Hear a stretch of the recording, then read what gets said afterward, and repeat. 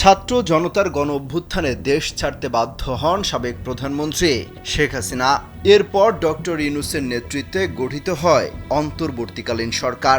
সেখানে উপদেষ্টা হিসেবে দেখা যায় বৈষম্য বিরোধী ছাত্র আন্দোলনের অন্যতম সমন্বয়ক নাহিদ ইসলাম ও আসিফ মাহমুদকে।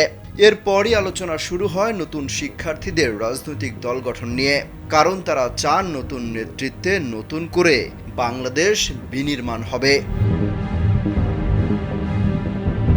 দেশের সংস্কার আনতে নতুন দল গঠনের চিন্তাভাবনা করছেন বৈষম্য বিরোধী ছাত্র আন্দোলনকারীরা।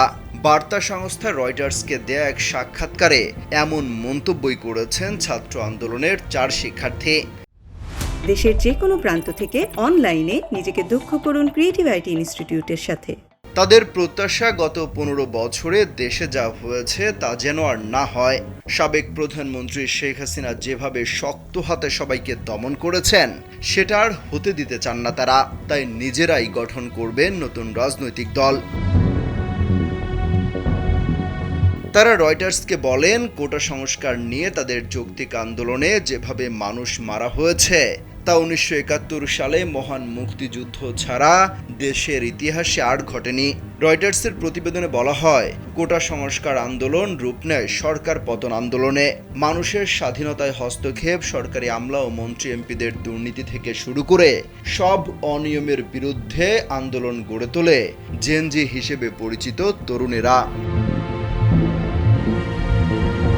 এমন অবস্থায় দেশে সংস্কার আনতে নতুন রাজনৈতিক দল গঠন নিয়ে আলোচনা করেছেন শিক্ষার্থীরা।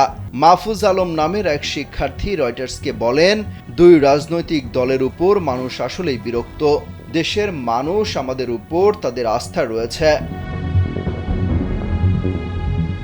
আইন নিয়ে পড়াশোনা করা ওই শিক্ষার্থী বলেন, 1 মাসের মধ্যে এই ব্যাপারে সিদ্ধান্ত আসতে পারে। রাজনৈতিক প্ল্যাটফর্ম গঠনের আগে সাধারণ ভোটারদের সঙ্গে এ নিয়ে আলাপ করতে চায় শিক্ষার্থীরা। একান্ত সাক্ষাৎকারে কালবেলার পক্ষ থেকে কেন্দ্রীয় অন্যতম সমন্বয়ক সার্জিস আলমের কাছে জানতে চাওয়া হয়েছিল, তারা নতুন দল গঠন করতে যাচ্ছে, তাদের লক্ষ্য কি ধরনের কাজ করবেন। জবাবে সার্জিস বলেন, তাদের এই রাজনৈতিক প্ল্যাটফর্মটি হচ্ছে শুধু জাতীয় পর্যায়ের জন্য। অমিত হাসান রবিন, কালবেলা।